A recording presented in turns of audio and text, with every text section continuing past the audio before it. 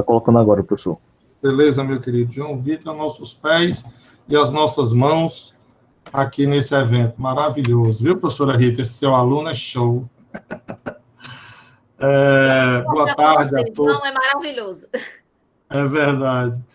Boa tarde a todas e todos. É uma satisfação nós estarmos chegando ao 8º dia, né? Na verdade, a 8ª semana do nosso terceiro colóquio Hannah Arendt. Das 15 conferências previstas, nós já estamos passando da metade. Hoje com a querida amiga a Lara Rocha, né? A Lara, eu estava entrando no doutorado, primeiro ano de doutorado, a Lara estava lá no mestrado, 2014, foi quando nós nos conhecemos e devagarinho fomos ali afinando contatos e relações através dos grupos do Odílio, e a Lara tem se demonstrado uma pesquisadora bastante persistente, com publicações de relevância aí nos periódicos nacionais de peso, né, de estratos bastante significativos. É uma pessoa muito séria e um ser humano maravilhoso. A Lara vai trabalhar hoje conosco Lord Cromer e o domínio de ninguém, considerações sobre a burocracia e o papel do burocrata na teoria política de Hannah Arendt. A Lara é bacharel em filosofia pela Faculdade Católica de Fortaleza, especialista em ensino de filosofia pela Faculdade Católica de Fortaleza, mestre em ética e filosofia política pela Universidade Federal do Ceará, com a dissertação intitulada Pensar em Tempos Sombrios, as implicações políticas do pensamento na perspectiva de Hannah Arendt. Atualmente ela é doutoranda lá do programa de pós-graduação em filosofia da UFC, é bolsista da coordenação de aperfeiçoamento pessoal do nível superior CAPES e atualmente é assistente editorial da revista Argumentos.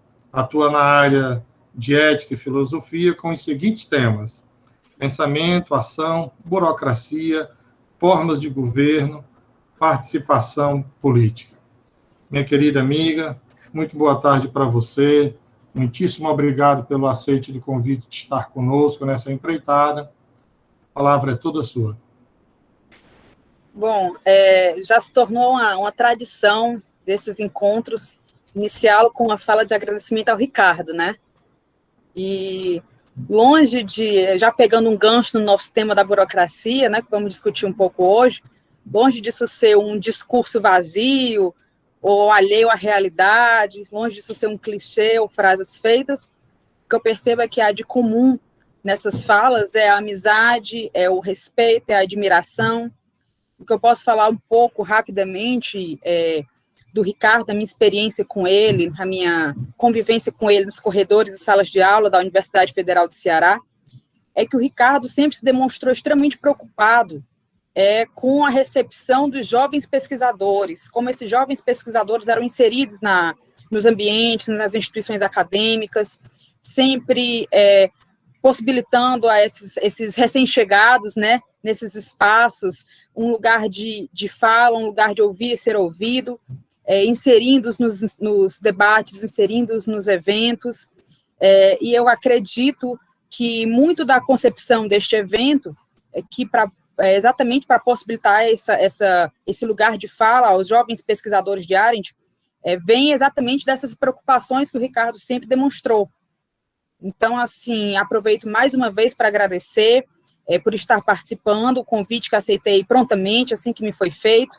Fico feliz em estar aqui, em outras oportunidades não havia conseguido me fazer presente, então fico muito feliz de estar aqui agora com vocês.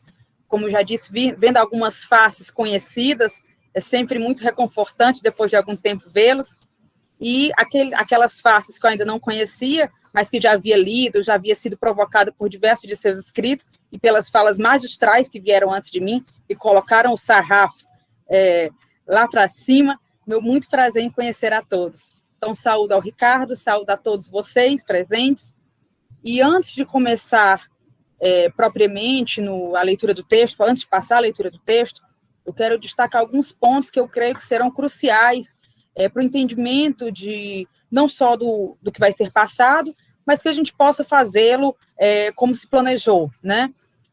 Inicialmente, eu devo dizer para vocês que o texto lido faz parte da minha tese, faz parte das pesquisas da minha tese.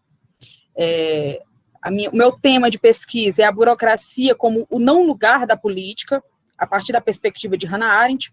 Grosso modo, a gente quer identificar como o modus operandi do aparelho burocrático colabora para a inviabilidade da política e como ele reverbera aí não só na vida ativa, mas também na vida do espírito, tanto daqueles que estão imersos nesses sistemas burocratas, né, os decision makers, quanto também aqueles outros que estão, de certa forma, envolvidos por essa forma de governo. E aí compreendendo aí como o Estado deixou de ser o cuidado pela coisa pública para ser visto como empresa, passando a ser, na verdade, uma coisa privada, né? E como os políticos, os homens de ação, converteram-se em gestões de necessidades privadas, gestões de necessidades particulares. Então, assim, para compreender nessa empreitada, né, assumindo essa empreitada, a gente identifica aí a partir da teoria política de Hannah Arendt, que existem algumas figuras paradigmáticas quando se compreende a burocracia a partir de Arendt. E aí Lord Cromer certamente é uma dessas figuras paradigmáticas a partir das quais nós vamos tentando montar um retrato desse personagem, identificar algumas nuances, algumas tipificações da burocracia imperialista. Então, assim, esse texto faz parte, é um texto que faz parte das pesquisas para a tese, e por isso mesmo ele é um texto em construção.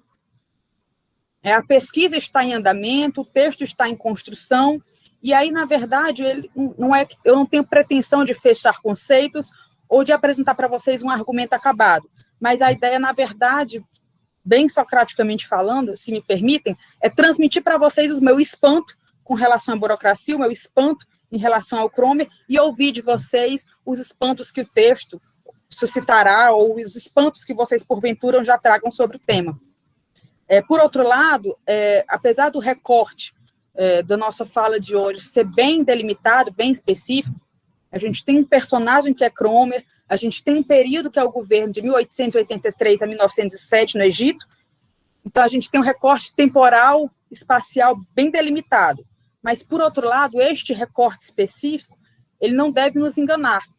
Por mais que estejamos nos referindo a um período do século XIX, mas a ideia a partir dessa tipificação de quem foi o Cromer, dessa tipificação da burocracia, nascendo aí como forma de governo, como a gente consegue identificar algum desses predicativos na burocracia, como a gente vê na não política atual, se a gente for considerar política em termos de participação.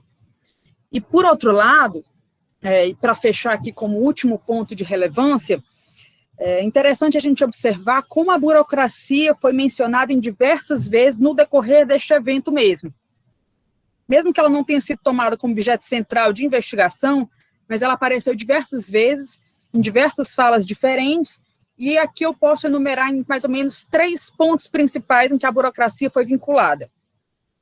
Inicialmente, a burocracia apareceu vinculada ao totalitarismo.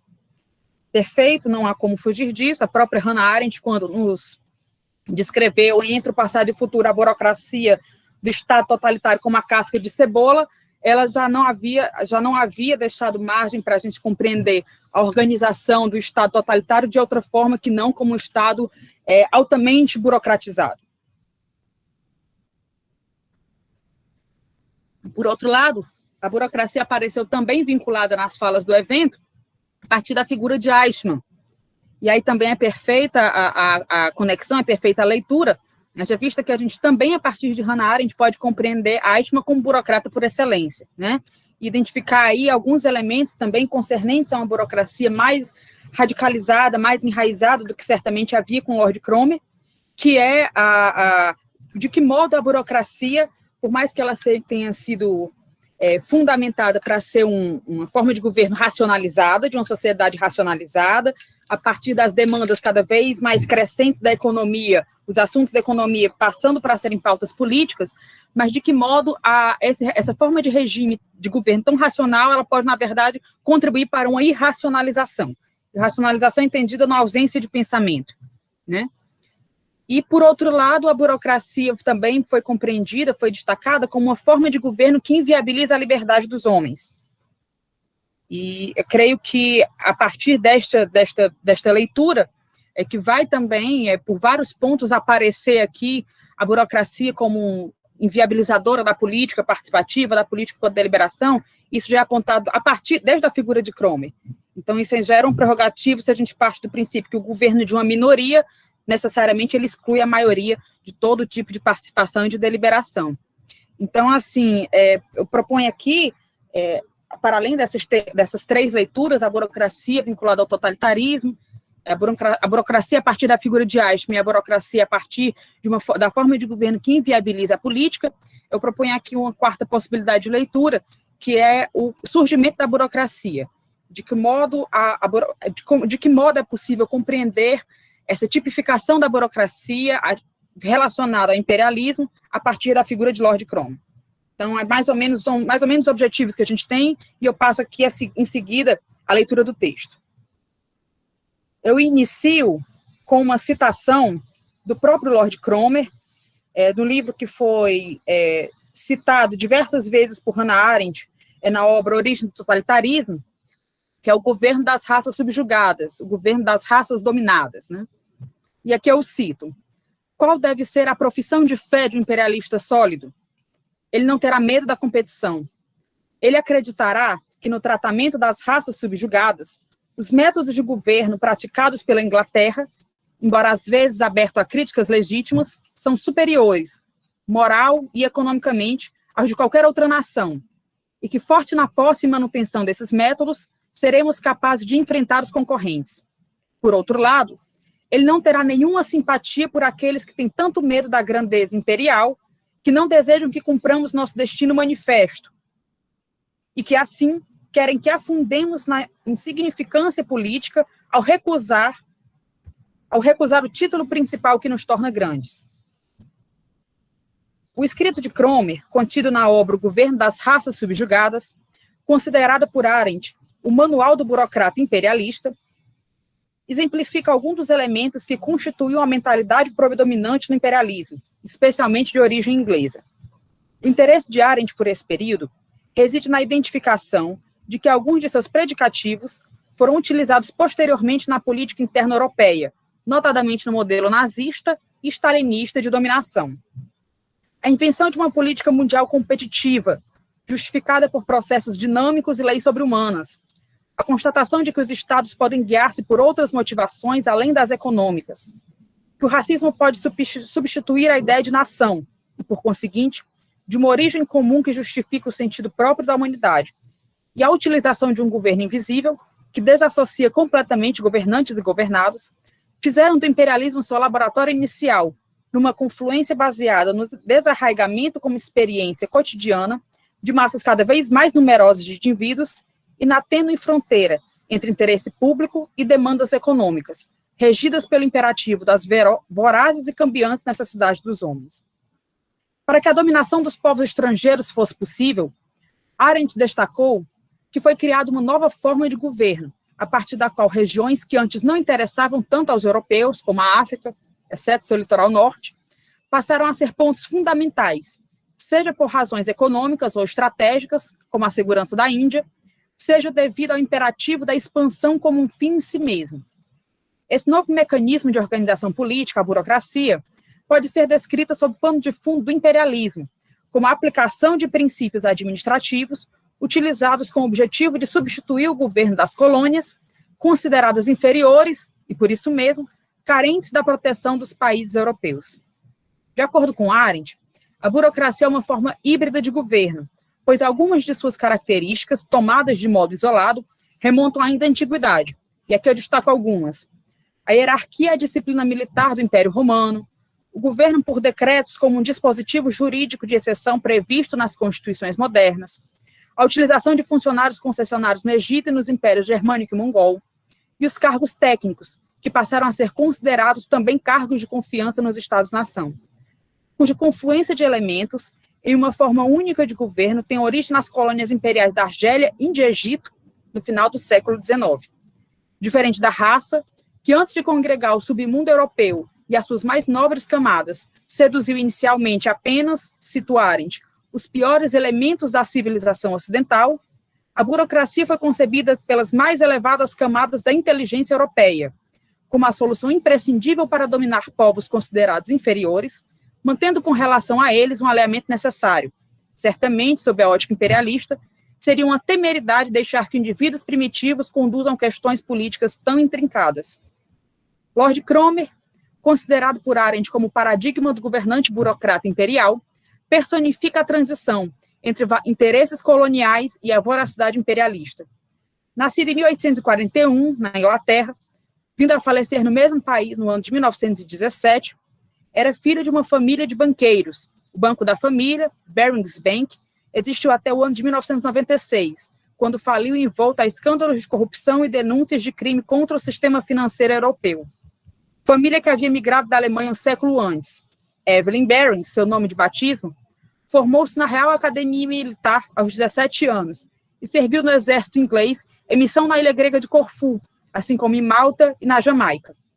Mesmo tendo conseguido um bom cargo no escritório de guerra inglês alguns anos depois, não gostava do serviço militar e, segundo o próprio Cromer, em busca de novos ares e novas funções, aceitou o convite de seu primo, Lord Northbrook, vice-rei da Índia, para exercer cargo administrativo no país.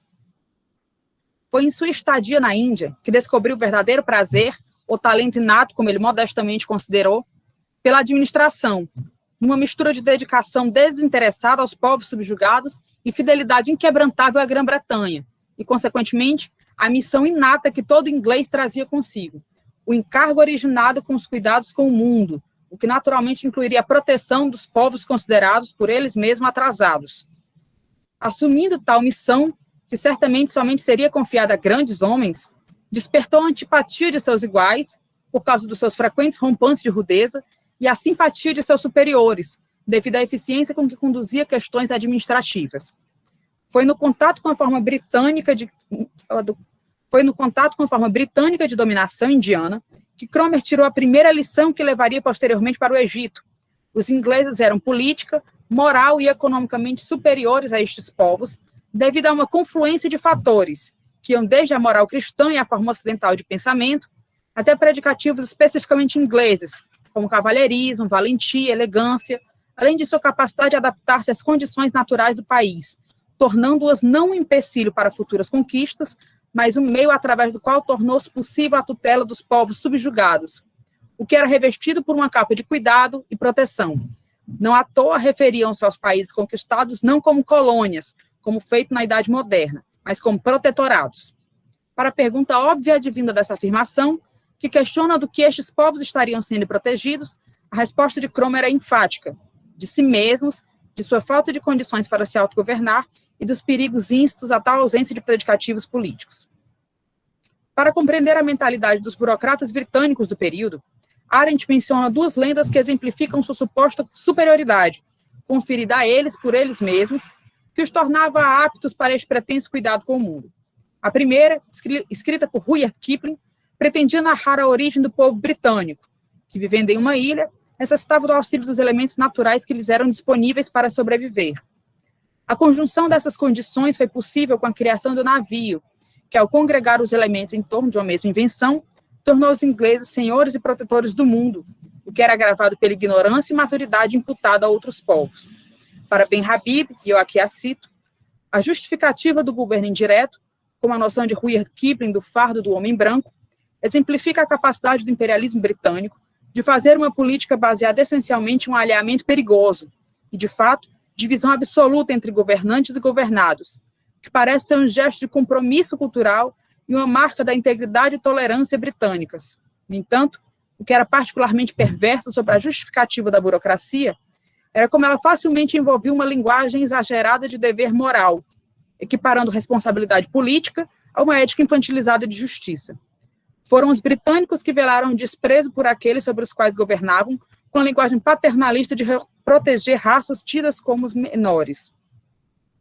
Outra perspectiva corrente no imperialismo e que certamente auxiliava a justificá-lo, estava contido em outra tradição, menos óbvia, mas não menos difundida, que caracteriza o povo inglês como matadores de dragões, que partem rumo a povos exóticos e carentes de proteção para generosamente ajudá-los a superar seus infortúnios. Esses aventureiros rotineiramente sentiam-se mais à vontade nos países nos quais exerciam tão nobre função do que em suas próprias nações, seja porque nelas não se sentiam pertencentes a nenhum grupo realmente especial, seja porque sua nobilíssima missão era exercida no âmago do senso de sacrifício contido no auxílio e no governo, obviamente, dos povos atrasados. Lord Cromer era um membro legítimo da classe dos matadores de dragões ingleses. Da participação na administração britânica na Índia, Cromer identificou que, cito Cromer agora, instituições livres no sentido pleno do termo são totalmente inadequadas para países como a Índia e o Egito, o que fazia com que ele acreditasse que adaptar o modo ocidental de fazer política às demandas orientais somente conduziria a uma deturpação de toda a reflexão política europeia, o que degeneraria com facilidade em uma forma desnecessariamente violenta de dominação, tal como ocorria nas colônias francesas. Por outro lado, pela própria incapacidade dos povos subjugados de participar de decisões tão complexas quanto as que não compõem a cena pública, Cromer não acreditava que seria possível estabelecer uma forma de dominação que tivesse em vista educar os povos para um futuro autogoverno. Mas então, como esse administrador imperialista julgava que o aparelho do Estado deveria ser organizado nos protetorados ingleses? Ou dito de outro modo, como deveria funcionar o aparelho burocrático inglês para não cair nem em um filantropismo, nem tampouco em uma burocracia puramente comercial, trazendo em si o perigo sempre constante de entrar em conflito com os ideais imperialistas, que justificavam suas atividades a partir, segundo Arendt, da consciência de pertencer a uma civilização superior? Cromer, após o serviço na Índia e de ter ido 2 vezes entre as décadas de 1870 e 1880 para o Egito, para acompanhar, como membro da Comissão da Dívida Pública, a transação que passou a parte egípcia do Canal de Suez para os ingleses, foi nomeado cônsul-geral britânico no país em 1883, posto que ocupou até 1907. Ele compreendia que seu cargo fazia parte de uma dinâmica muito maior, a proteção da possessão britânica na Índia, o que tornava o governo do Egito um meio estrategicamente situado, e não um fim em si mesmo.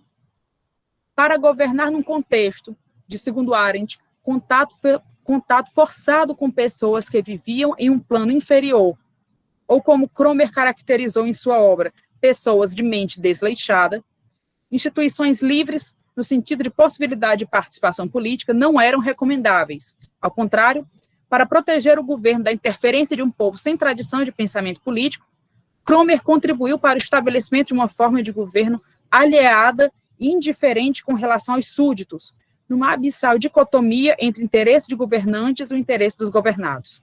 A integridade britânica, que tinha em vista exercer uma dominação menos violenta do que a francesa, acabou fomentando uma absoluta separação de interesses, a ponto de nem sequer poder entrar em conflito.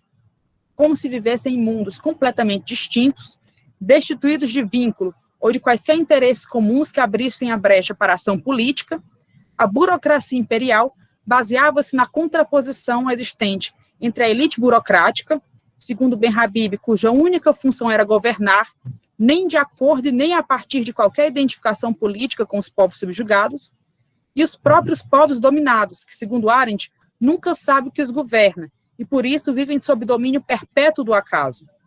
Os burocratas ingleses não acreditavam em sua superioridade individual, motivada por ambições, vaidade por mérito próprio, ou mesmo pelo impulso humano de distinguir-se, tendo assim seu nome associado à realização de façanhas, mas consideravam que pertenciam a uma civilização superior, e isso bastaria para assegurar e justificar o direito de governar povos estrangeiros.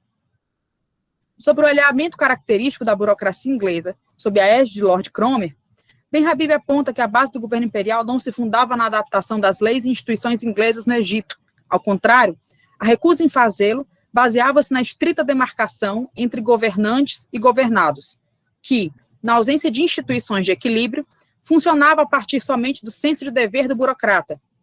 O rompimento permanente entre os interesses dos governantes e dos governados teria que ser sustentado a partir de um governo permanente de medidas administrativas sucessivas.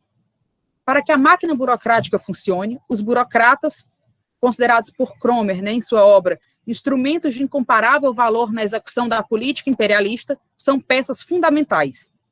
Filhas da Grã-Bretanha, segundo Cromer novamente, abro aspas, que deu origem a uma classe de funcionários que têm o desejo e a capacidade de governar e que constituem o que Bacon chamou de partípices curarum, ou seja, aqueles sobre os quais os príncipes descarregam o maior peso dos seus negócios.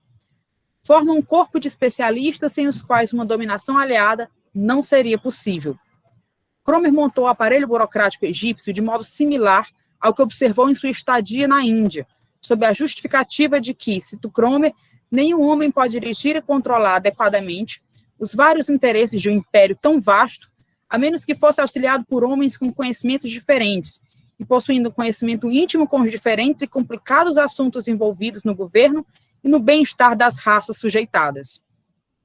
A administração de Lord Cromer no Egito centrou-se no controle ferrenho dos gastos públicos. De acordo com o próprio administrador imperial, os que são responsáveis pela administração de nossas dependências remotas agirão com sabedoria se absterem de pedir prontamente a ajuda pecuniária do império para resolver pequenas dificuldades locais. E na realização de diversas reformas, principalmente no que tange a obras de irrigação, com a ajuda de um corpo de funcionários ingleses que, em sua maioria, já possuem experiência com a administração pública, pois haviam trabalhado na possessão britânica da Índia. Para exercerem essas funções, os burocratas precisam ser especialistas eficientes e treinados, sem traços de vaidade pessoal, conhecimentos ou convicções políticas, além de estarem completamente dispostos a exercer suas funções longe da luminosidade pública. Aliás, o desprezo pela publicidade era defendido por Cromer, para quem as funções burocráticas deveriam estar a salvo de controles, que, para tanto, os funcionários do aparelho deveriam, situarem-se, permanecer mais ou menos ocultos e daí puxar os cordões da política imperialista. Esse governo sigiloso é bem exemplificado a partir das funções exercidas pelo próprio Lord Cromer. Publicamente reconhecido como cônsul-geral britânico, na verdade ele exercia as prerrogativas de chefe de Estado, demonstrando um contexto de imprecisão e obscuridade de atribuições que somente era possível pelo completo alheamento e desconhecimento do povo egípcio sobre a real política exercida no país.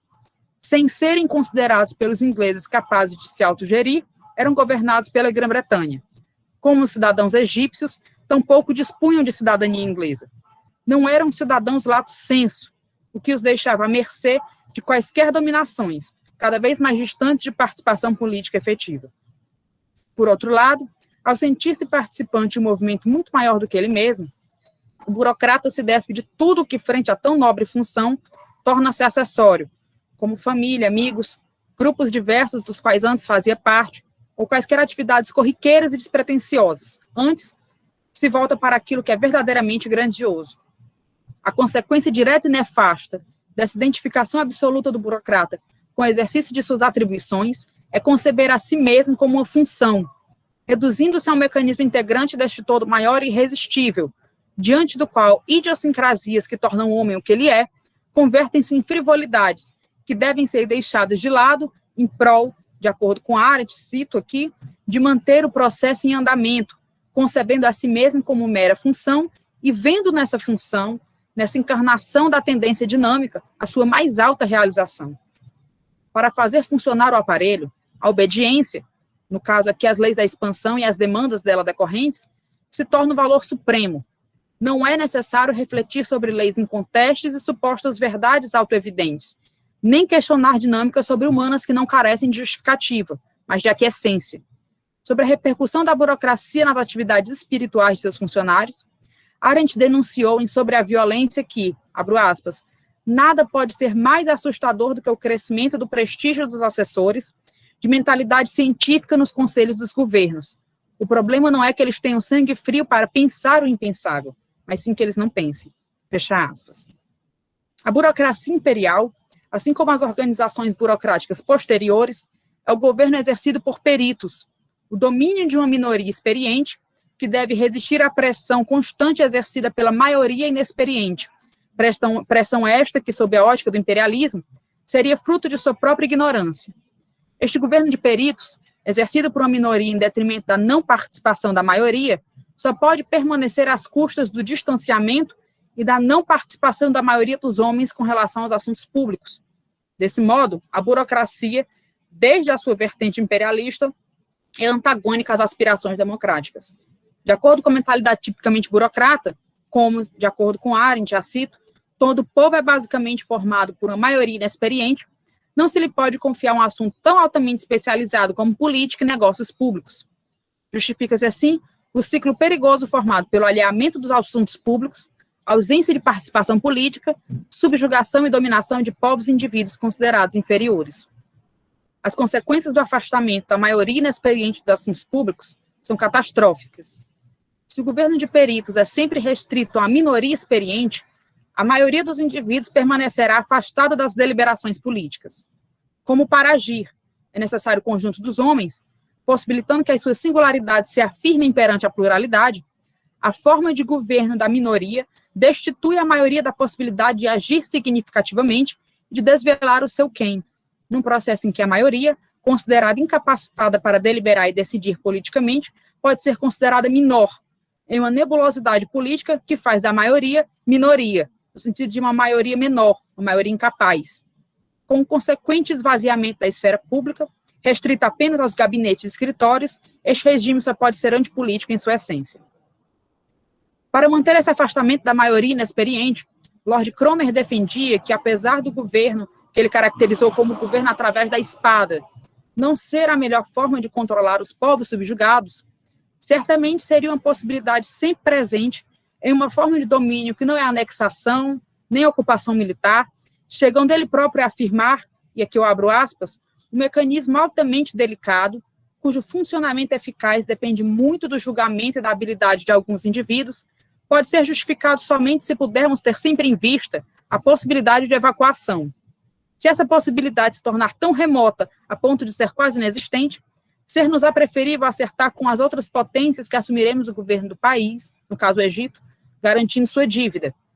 O que Cromer certamente percebeu é que a frustração pela incapacidade de agir pode irromper sob formas mais violentas de resistência, ameaça para a qual deveriam estar preparados. Não à toa sua renúncia do cargo em 1907 foi precedida por uma virulenta revolta gerada pela rígida condenação aplicada a um grupo de camponeses egípcios, acusados de matar um oficial britânico em serviço na vila de Dinshuai. A opinião pública sobre o caso fez com que a Câmara dos Comuns britânica sugerisse a adoção de formas de controle mais complacentes e humanitárias no Egito, o que fez com que Cromer, identificando que o controle sobre os egípcios cada vez mais insatisfeitos com a burocracia inglesa seria mais difícil, renunciasse ao cargo. Frustrados pela impossibilidade de não conseguir agir, não raros eram os casos em que os colonos formavam movimentos de independência, que defendiam o autogoverno e a retomada da autonomia nacional. Para frear esse movimento de resistência, Cromer não apenas nunca cumpriu a promessa feita de evacuar as tropas inglesas no Egito, como sempre que necessário, utilizou a força militar para conter possíveis insurreições. Assim, o governo, através da espada, acionado sempre que necessário na burocracia imperialista, passou a fazer parte da tipificação da dominação exercida pela política imperialista, traduzida na associação entre governo e violência. As pressões exercidas pela maioria inexperiente em assuntos públicos frequentemente eram contidas através da força, demonstrando como, em uma burocracia plenamente desenvolvida, tenderia a ser controlada a partir da formação de um Estado policial. Essa forma de dominação sem precedentes não era exercida por meio da lei, mas pelo governo executado através de decretos provisórios e mutáveis, que visavam responder a situações particulares. Como os decretos são naturalmente cercados de um caráter intrínseco de anonimato, é possível compreender por que a burocracia utiliza-os, em detrimento da aplicação da lei.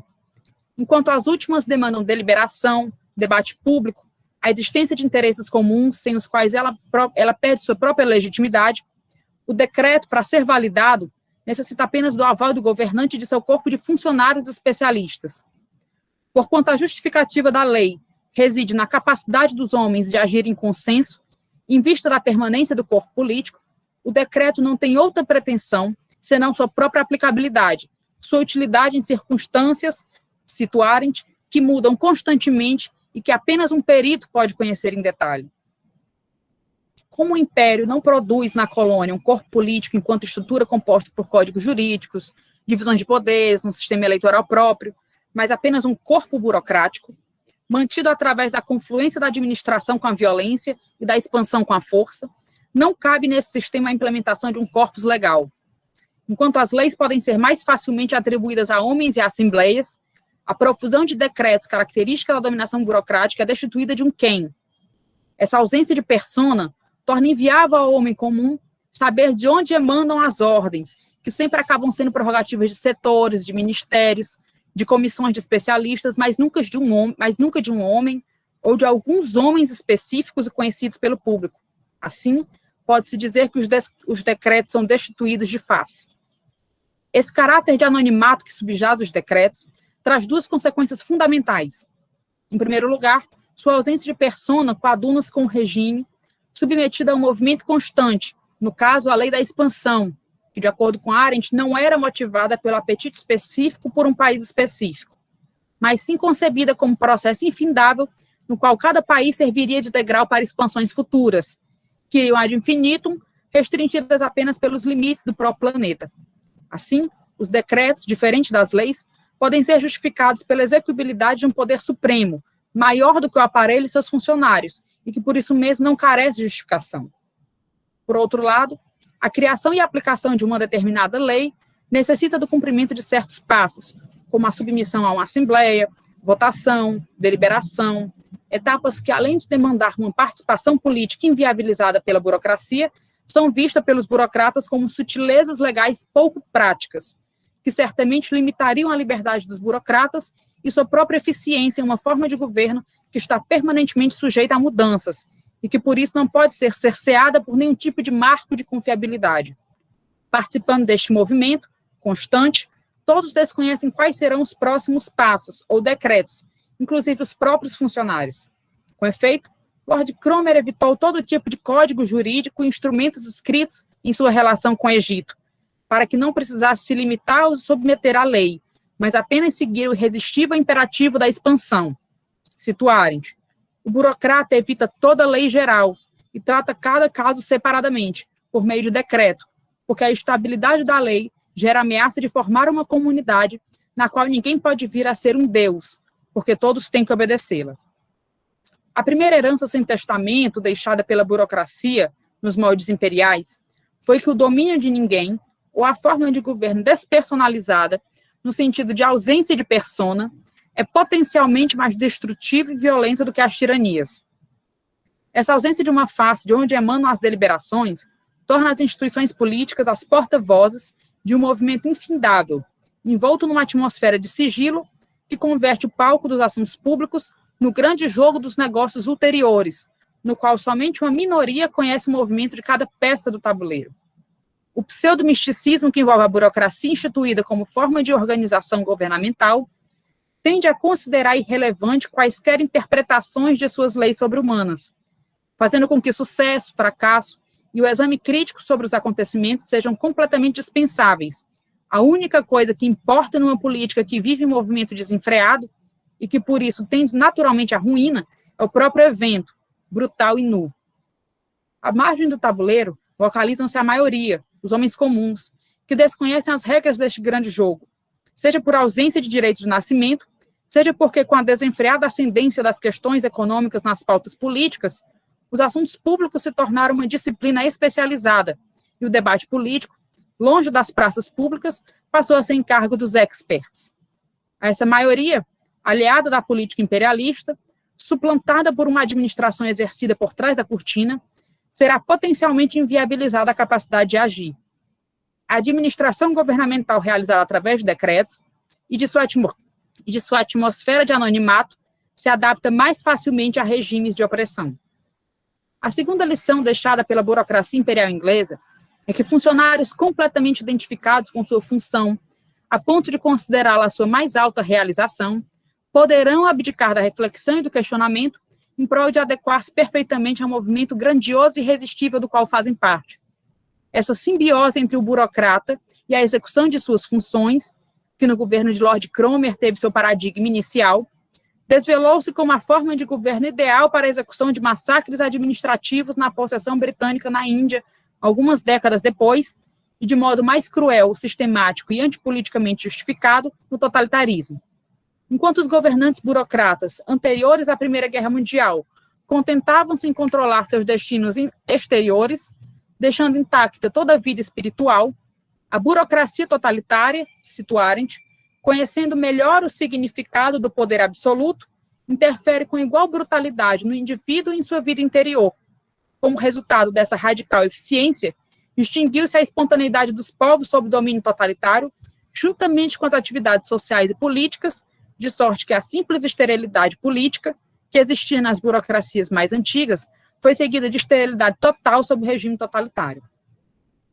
O que a política imperialista tentou dissimular foi que um governo que não se assenta nos marcos de confiabilidade exercido pelas leis abre perigosas brechas para criar um Estado cindido entre homens e não homens, estes últimos, sem serem abrangidos por leis e sem serem considerados portadores da dignidade inerente aos que são considerados homens no sentido pleno do termo, são rondados pela sombra de um regime que decrete sua morte jurídica, o primeiro passo para a normalização dos massacres. Quando o grande jogo do mundo deixa de ser jogado sob a luminosidade da esfera pública, espaço no qual os atores políticos podem revelar quem são, restringindo-se a obscuridade dos gabinetes e dos escritórios, às quais somente a minoria tem acesso, abre-se espaço para a regulamentação de atrocidades exercidas sobre a forma de procedimentos administrativos de rotina. Nos 24 anos do governo de Cromer no Egito, nem ele nem seu séquito de burocratas poderiam supor o perigo contido na junção entre burocracia e racismo. No entanto, são múltiplas as relações entre ambos. Enquanto a primeira refere-se à utilização de medidas administrativas para governar povos inferiores, a segunda foi a solução encontrada para justificar a presença de seres humanos, que, de tão amalgamados com a natureza, pareciam carecer do estatuto humano propriamente dito, sendo considerados seres humanos naturais, inferiores. Frente a ambos, os europeus consideravam-se deuses, sejam os deuses do homem negro, sejam os matadores de dragões, ambos de raças superiores, num contexto em que os povos considerados inferiores gradativamente deixaram de ser subjugados e passaram a ser também supérfluos. Nas décadas seguintes, tais métodos de suposta pacificação foram introduzidos na respeitável política e sociedade europeia. Lord Cromer faleceu em 1917, e apesar da notoriedade que lhe fez ganhar o título real, é cada vez mais esquecido além das fronteiras da Inglaterra e do Egito. A dificuldade em conhecer sua verdadeira face coaduna-se com um homem que preferiu estar nos bastidores durante boa parte de sua vida. Certamente, a herança deixada por Evelyn Baring teve reverberações políticas desastrosas. Não à toa, Hitler admirava o imperialismo britânico a ponto de montar uma equipe de especialistas em colonialismo, a fim de adotar nos países do leste europeu medidas administrativas similares ao que foi posto em prática nos protetorados ingleses, especialmente na Índia. Mas nem por isso ele deve ser esquecido. Ao contrário, deve ser um paradigma a partir do qual o nosso exercício de compreensão necessita lançar suas bases, a fim de exercer nossa capacidade de escolher com que outro eu desejamos conviver, ou, de modo mais frequente, a que valores, padrões, códigos de conduta escolheremos aderir. Haja visto que, de acordo com Arendt, em política, obediência e apoio são a mesma coisa. Muito obrigada pela atenção de vocês. Ótima fala, Lara, parabéns, muito bom mesmo. Acho que traz aí uma série de provocações para todos nós, o pessoal já podem ir se inscrevendo aí, eu já tenho também aqui uma pergunta. Eu acho interessante como a gente, com a Arendt, pode ir fazendo várias abordagens. Nesse tema da burocracia, quando falam em Arendt, sempre vai mais na linha do Eichmann, né? A Lara traz uma abertura bastante interessante aí para nós, e isso é bastante salutar. Claro, eu queria iniciar avisando aí o Antônio, se o Antônio puder, por gentileza, ir organizando aí as inscrições. Eu queria começar com uma primeira provocação, tomando o teu texto como pano de fundo, mas trabalhando nessa relação da política e da economia, porque eu acho que nós estamos imersos numa época, sobretudo marcados por essa racionalidade neoliberal, onde nós temos muito de um determinante burocrático das decisões políticas, né? Bom, dito isto, essa racionalidade burocrática, ao meu ver, né, é marcada aí por um engessamento do pensar. E você, em algum momento do seu texto, fala sobre isso, né? Então, o burocrata, ele se permite pouco ao exercício do pensar autônomo, uma vez que a eficiência, para ele, vai residir justamente no rigor de seguir regras, e regras de manuais, né? De cumprir ordens. Bom, dito isto, a minha questão é, podemos afirmar que no trato da política atual, né, sobretudo de uma política que é subserviente à economia, que é serva da economia, e de uma economia na sua forma econométrica, né, na sua forma mais matematizável, pautada no cálculo, na estatística, né, na tortura de dados, né, na qual tudo que vale é aquilo que sai de cálculos para maximizar lucros e minimizar gastos. Nessa lógica, teríamos aí uma política incapaz de agir, ou à medida que ela está capturada por essa lógica burocrática, por esse determinante econômico, né? Tudo que se pensa em fazer politicamente nessa lógica da racionalidade neoliberal, tem que ver se isso é economicamente viável. Aí eu te provoco, tem alguma forma de resistir? Ou nós estamos fadados a viver sob a égide dos burocratas? Como é que a gente faz, Ricardo? Eu já começo com a sua provocação, colocamos num bloco, como fazemos? Vamos fazer um bloco, né? Tem a Beatriz e depois a Mariana. Vamos. Lara, ¿me escuchas? Oi. Bien? ¿Hoy? Sim, sim, escuto. Lara, felicitaciones por la exposición interesantísima y sobre todo la recuperación de las falas anteriores fue muy, muy bien hecha. ¿Comprendes? ¿Me comprendes lo que digo? Sim, sim, sim. Es una cuestión muy simple lo que planteo. Si la superioridad de la burocracia imperial sobre las razas sujetadas recurrió o tuvo que recurrir a la idea de poblaciones superfluas, como dijiste en tu fala, o si, por el contrario, tenía más en cuenta los intereses económicos, los intereses utilitarios, pensando que en totalitarismo Arendt hace mención al antiutilitarismo de las masas superfluas que fueron, etcétera, etcétera. ¿Me comprendes? Sí. Si en tu comprensión del fenómeno imperial es más importante los intereses económicos a tener en cuenta sobre esas poblaciones sujetadas o el concepto de superfluidad. ¿Tá? Sim. Gracias. Obrigada.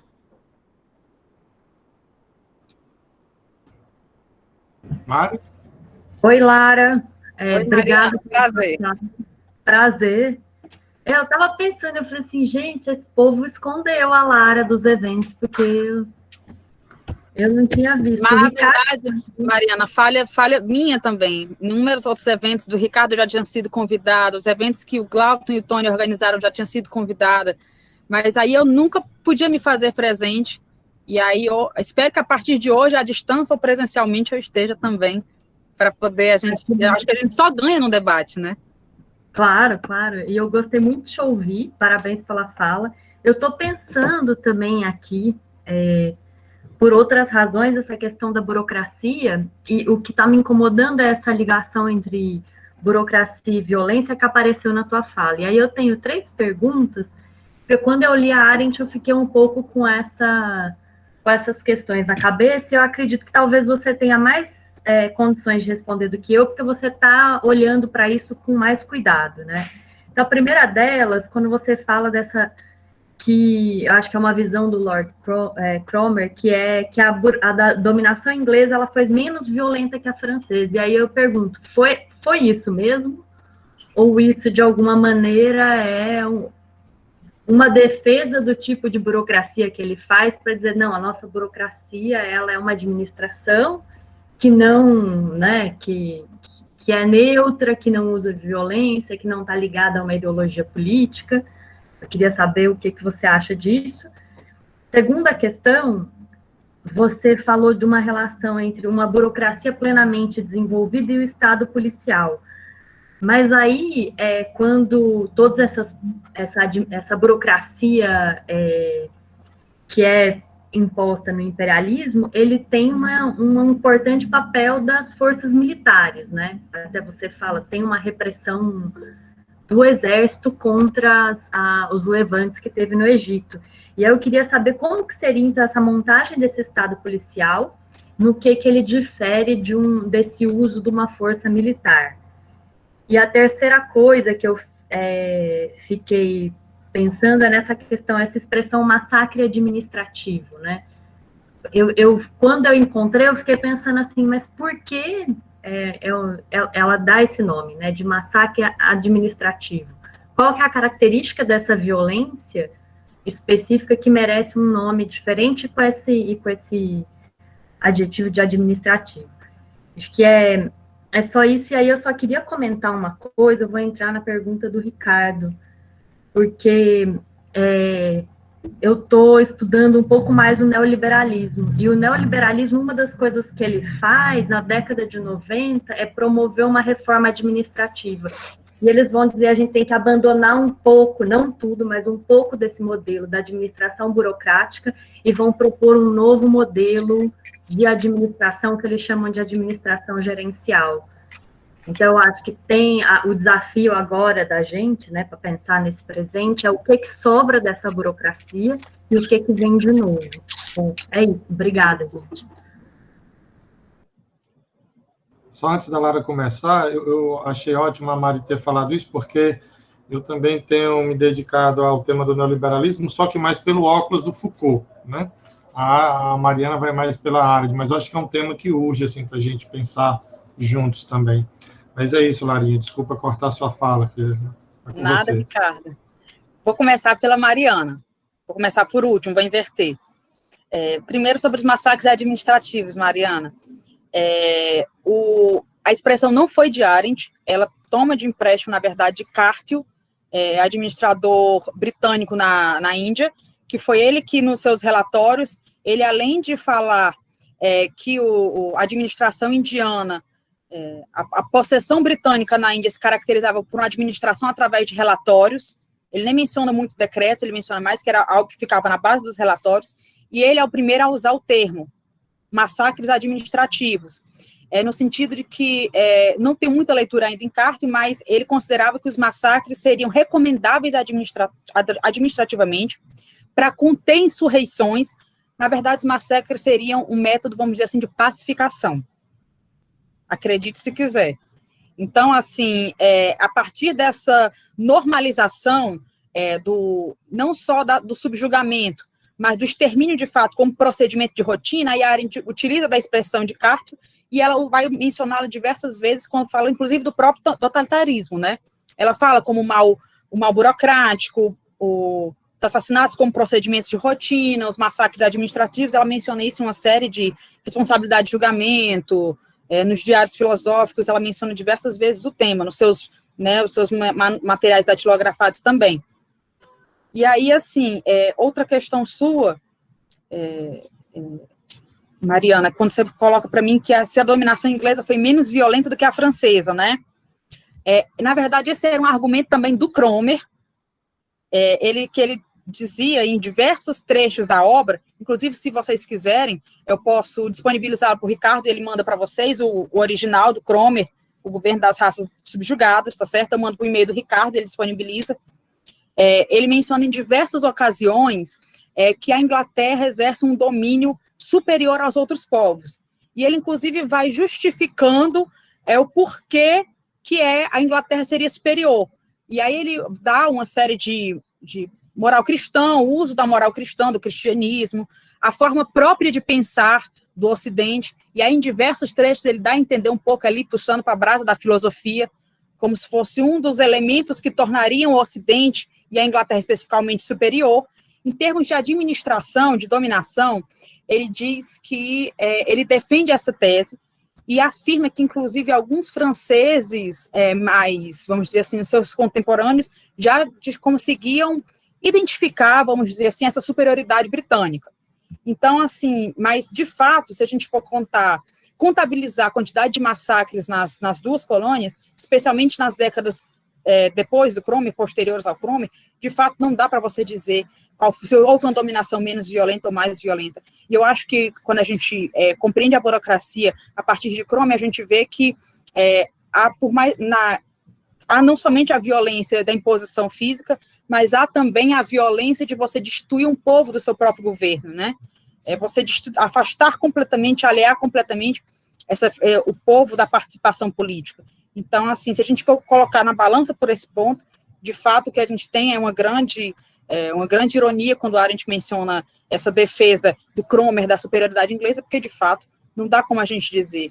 E, na verdade, se Hitler admirava tanto, partindo do pressuposto que Hitler admirava tanto a dominação, a forma de dominar imperial da britânica, é porque, certamente, ela, com certeza, foi mais agressiva, foi mais naquilo que o próprio Hitler queria estabelecer, né, no seu Reich de 1000 anos. E aí, a última pergunta, Mariana, que você me fez, como é que a gente diferenciaria o Estado policial de um uso militar da força, né?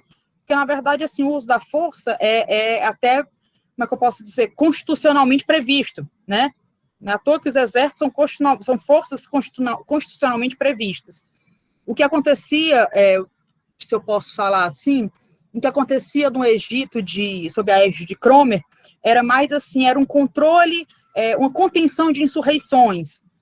Quando por exemplo, o Cromwell, quando ele renunciou ao cargo, foi exatamente por conta de uma insurreição que houve, por conta de oficial britânico que foi executado.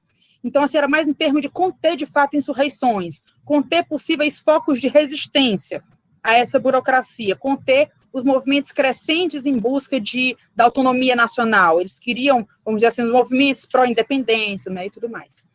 E na formação de um Estado estritamente policial, a gente já tem uma diferença um pouco maior se a gente tomar como base o próprio totalitarismo, né, em que o Estado ele é policial, ponto. Outro dia eu estava lendo um livro de história para compreender um pouco mais também dessa relação entre burocracia e Reich e tudo mais, eles falando que nos quarteirões tinham os guardas dos quarteirões, que ficavam encarregados de fiscalizar se tinham bandeiras nazistas nas varandas, fiscalizar possíveis focos de aglomeração, fiscalizar se essas aglomerações, essas reuniões, elas poderiam ser um perigo à figura do Führer, um perigo ao discurso preconizado pelo nazismo.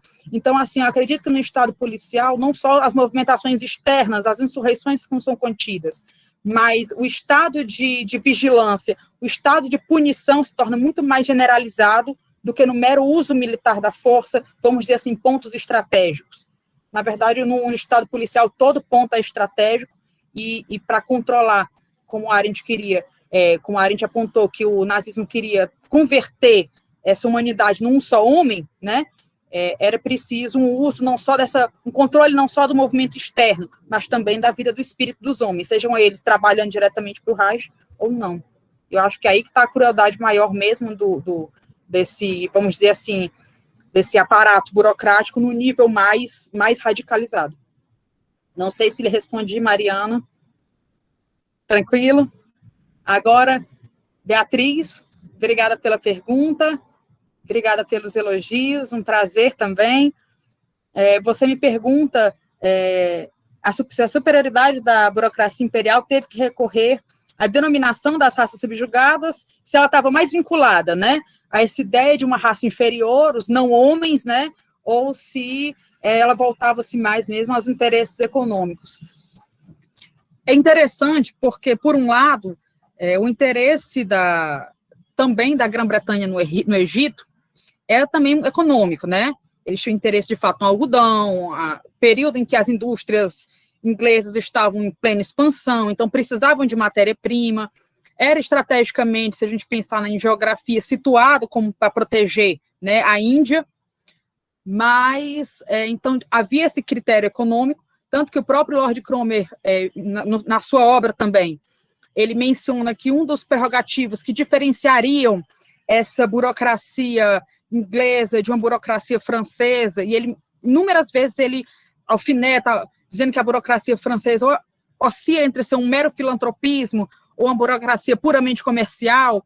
Ele diz que a contenção de despesas. Ele acreditava que o Egito, vamos dizer assim, não precisava dar despesas à Inglaterra, ao contrário, podia ser autossustentável e ainda, na verdade, fornecer toda essa matéria-prima, esse aparato que a Inglaterra precisava. Então, tomando por essa face da moeda, de fato, havia o critério econômico. Mas, por outro lado, o período nos ensina uma outra coisa que a Arendt também coloca muito claro, uma das tipificações dessa reunião, dessa junção entre burocracia e racismo, é que o Estado começou a ver, a partir do imperialismo, que ele não precisava se guiar meramente por razões econômicas. E aí vem bem no que você menciona na sua fala, né?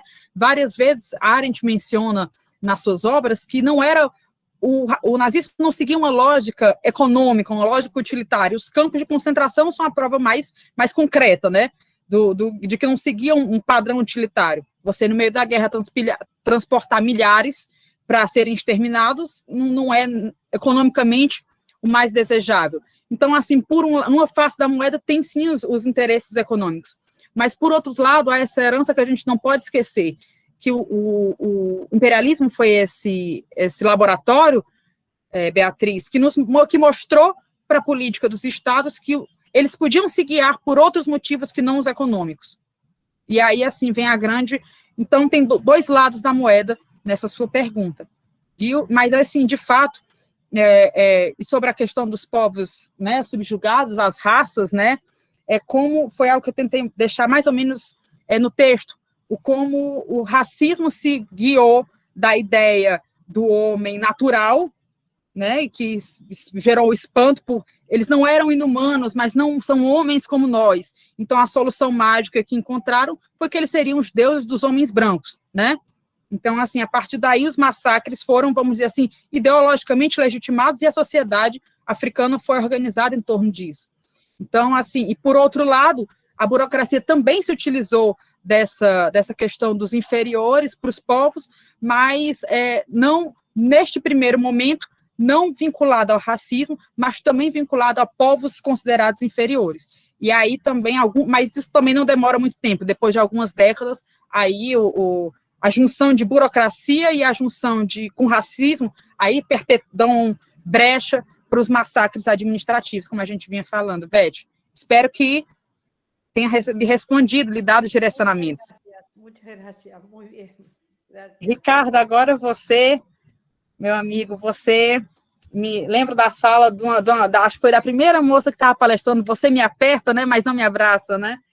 Com essa sua pergunta, se uma política serva da economia, temos uma política que é serva da economia de todas aí as leis econômicas, as demandas, as necessidades, né? Se a gente tem uma política, vamos dizer assim, que é incapaz de ação, né? Se a gente tem uma organização política, vamos dizer assim, que esteriliza essa capacidade humana de agir, né? Ricardo, se a gente for parar para pensar em termos de dominação burocrática, assim, Arendt, ela não apontou, vamos dizer assim, uma possível superação. Vamos dizer assim, se a gente fizesse isso, a gente superaria a burocracia.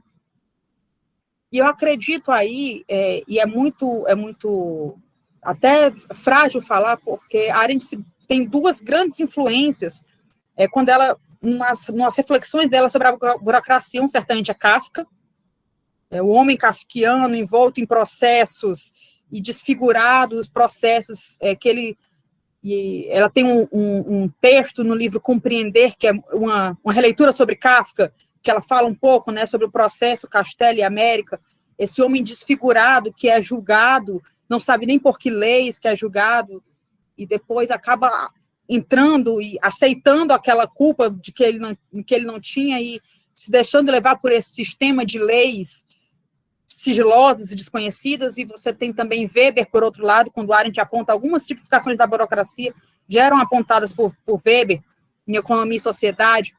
Então, assim, talvez isso tenha um pouco de ligação com esse olhar, com essa leitura de Weber. Weber também não apontou uma superação, vamos dizer assim. Aliás, Weber era muito negativo se havia uma possibilidade de superar a burocracia, né?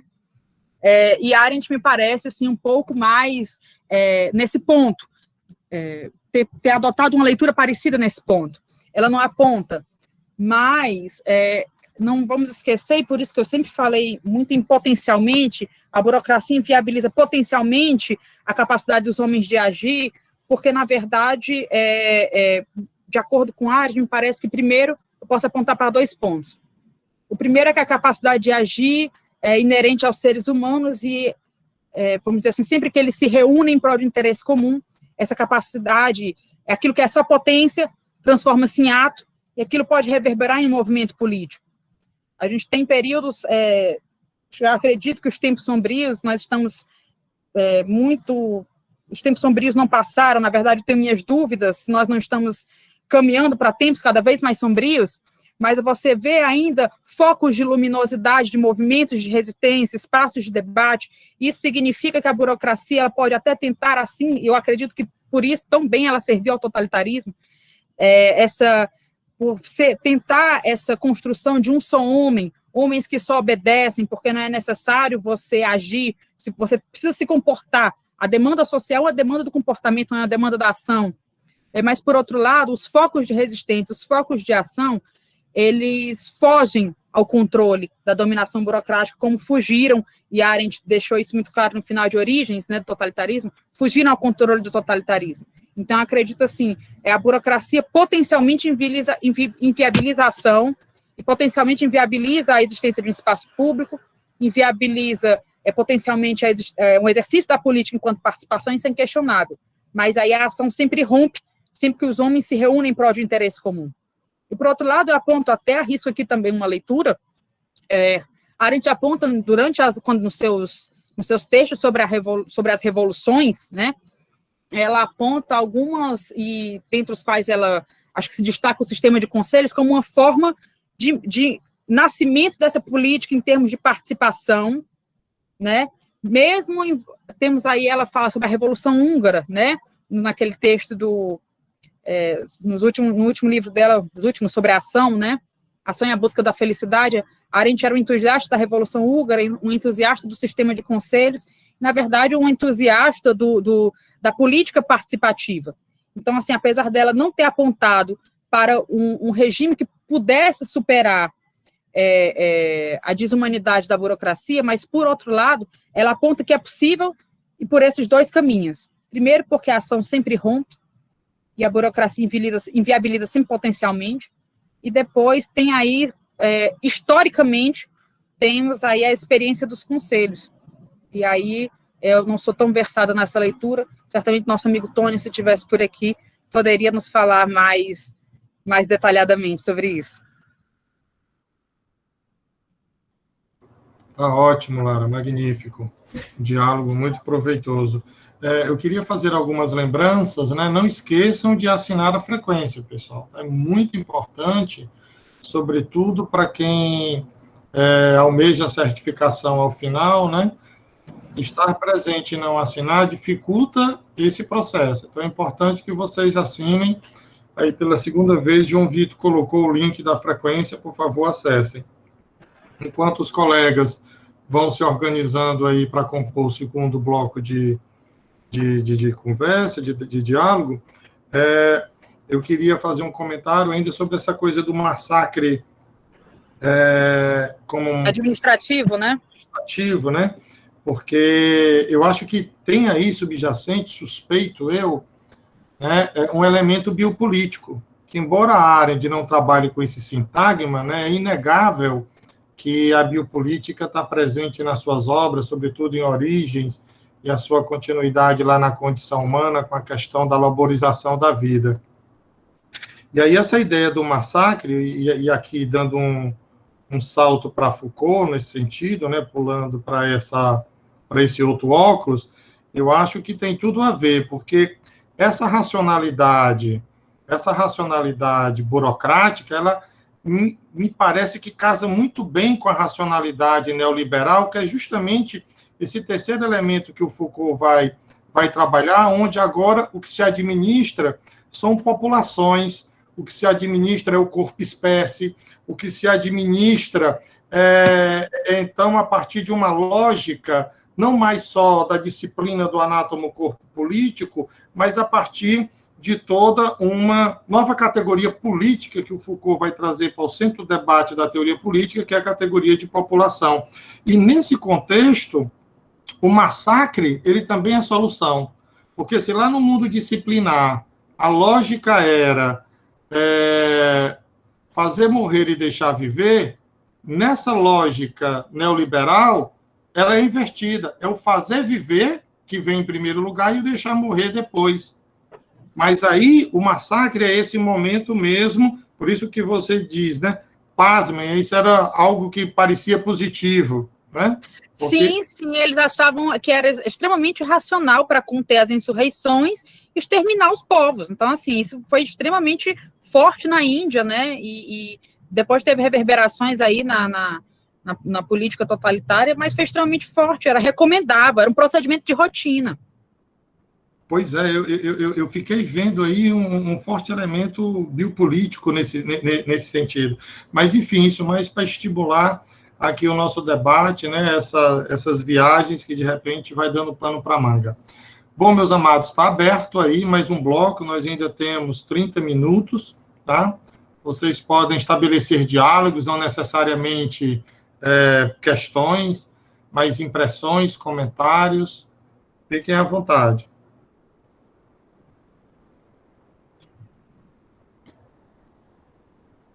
Está quase aparecendo aquele cri.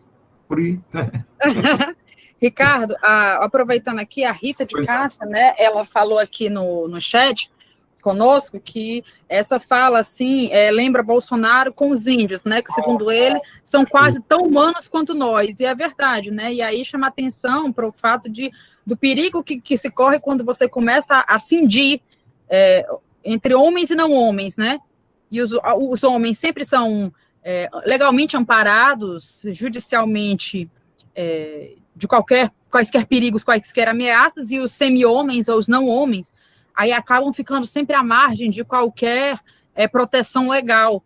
E aí, não só à margem de qualquer proteção legal, mas compreendendo o totalitarismo, na verdade, é o primeiro passo para normalizar qualquer massacre, porque eles não são tão homens quanto nós, né? Lembra bastante. Os europeus chegaram, né, e aí a Arendt conta isso no começo de um capítulo intitulado Raça e Burocracia, Origem do Totalitarismo, né?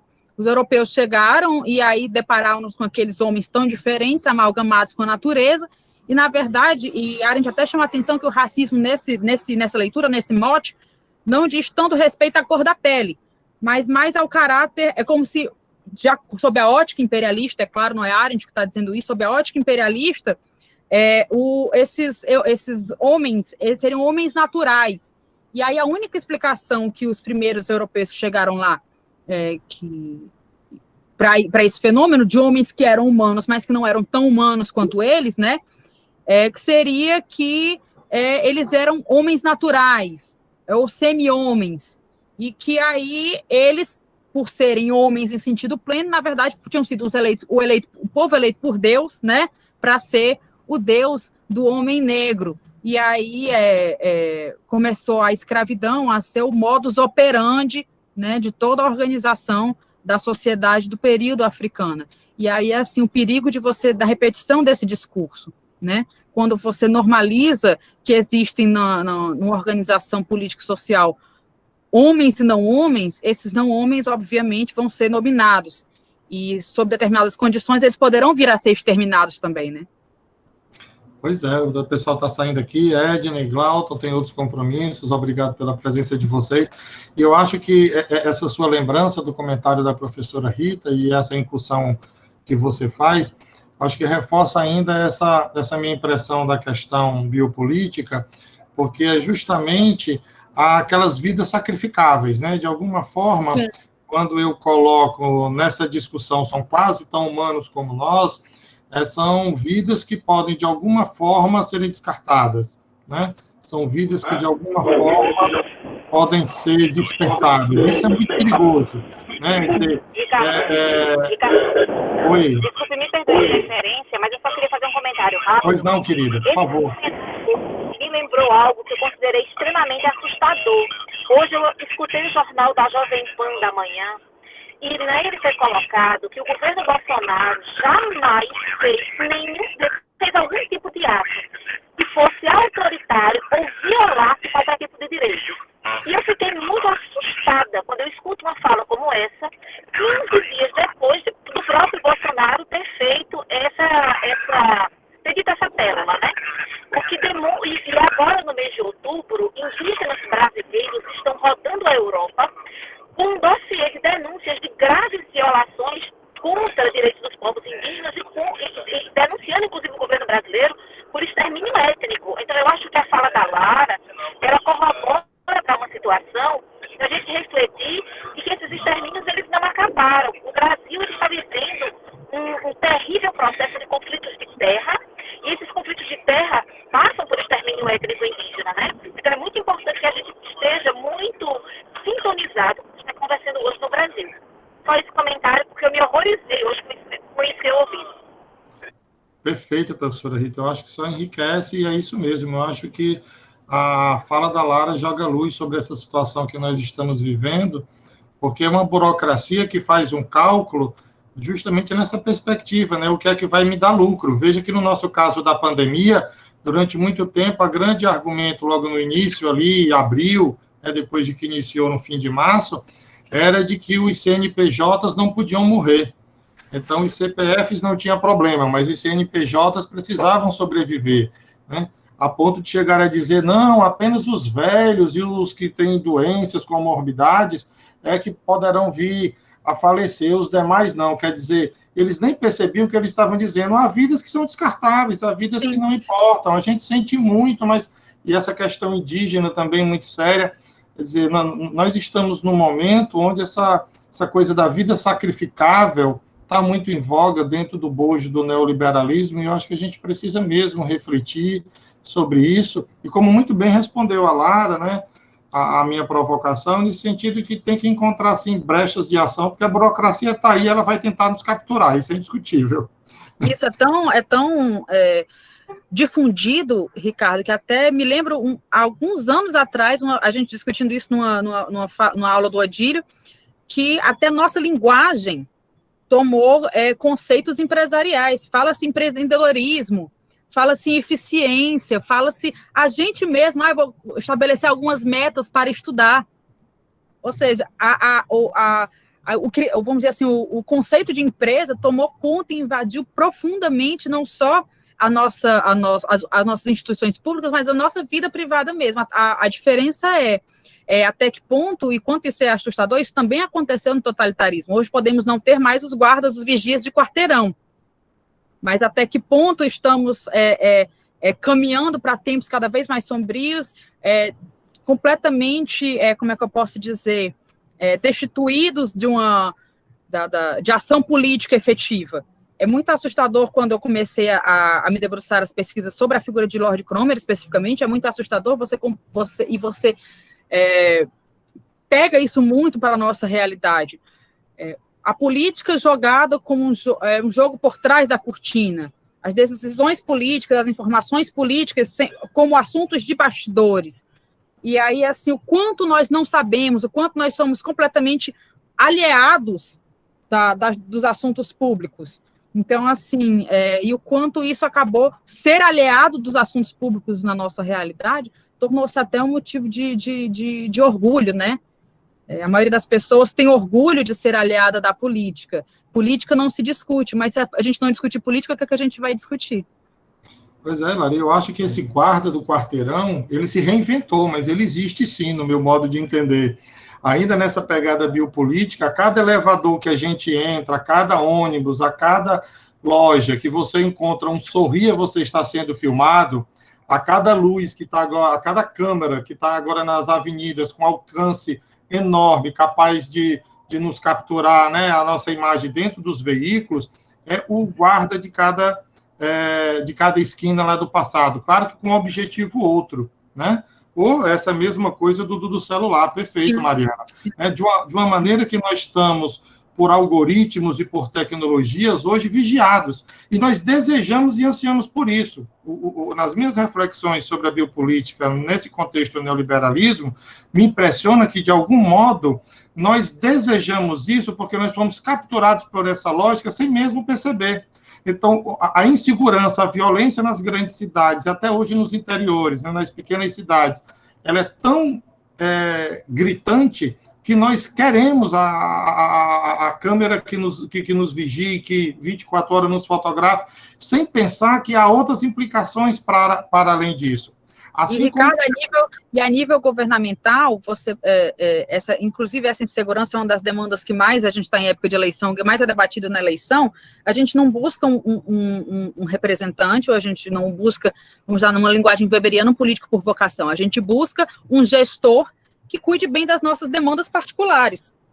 Então, assim, se ele gere bem aquilo que eu preciso, seja em segurança, seja saúde, eu só estou me sentindo bem gerida, aquilo ali, para mim, eu fiz política por excelência, quando, na verdade, política não se resume a você, em um determinado período, você colocar depositar ali o seu voto na urna ou digitar, não é nada disso. Mas o problema, eu acho que muito dessa pegada neoliberal que você me propõe, e eu acho que é fundamental para pensar, principalmente a partir não do personagem Lord Cromer, mas desses decision makers, né, que compõem a política, agora a política é feita por esse corpo de especialistas, de que modo, como esse abandono da participação em prol de ter os meus interesses geridos, como isso fere mortalmente o que a gente conhece, o que a gente acredita por política participativa. Perfeito, eu acho que é isso mesmo. Meus amados, então, se nós não temos mais nenhuma questão nesse sentido, nenhum comentário, a gente só agradece a participação de todos. Nós sabemos que, à medida que as coisas vão retornando à sua normalidade, né, as atividades, como o Evandro bem colocou, que a partir da próxima semana vai ter aula todas as quintas à tarde, mas a gente vai persistir aqui todas as quintas até dia 17 de dezembro, né? Nossa última fala, nessa proposta de que a comunidade arentiana possa falar, ouvir, ser ouvida, debater, que essa foi a grande provocação inicial de nós congregarmos todos esses pesquisadores para estarmos aqui nessa grande conversa. Só agradecer a Lara por essa brilhante fala, tá, e estar participando e torcer para que todos os outros eventos você esteja o mais presente possível. Por favor, agora sempre, agora com o auxílio da bolsa, tudo tende, né, a melhorar, né? Pessoal, não esqueçam de se inscrever aí, tá ok? De sempre estar lá indo ao canal, de estar divulgando. Um beijão, muito obrigado pela presença de todos. Até semana que vem com a querida Kathleen. Bye, bye.